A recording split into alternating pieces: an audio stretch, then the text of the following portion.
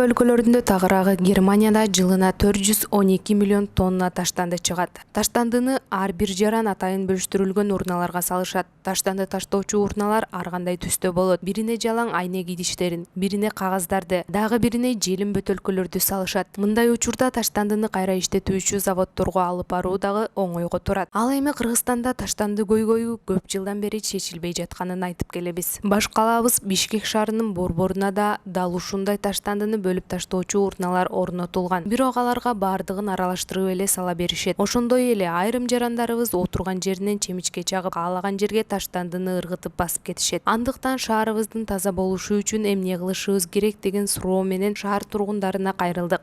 Бишкек шаары таза болуш үчүн эмне кылыш керек биринчи?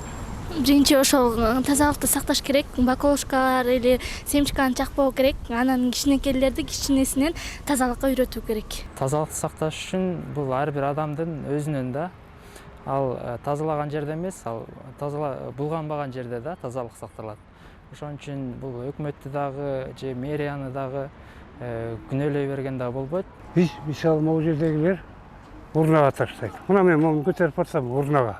Мен такай келип шахмат ойнойм бул жерге. Таза дайым. Паркка басабыз. Таза. Мисалы, мен нааразы эмесмин. Тазалыкты өзүңдөн башта. Туш келе тарапка таштандыны ыргытып коюп кете бербестен атайын урнага барып салып, жана башкаларга дагы ошол нерсени үйрөтүү менен биз шаарыбыздын таза болушун камсыздай алабыз. Наргиза Козубаева, Асель Романкул кызы, Кыргыз туусу басма үйү.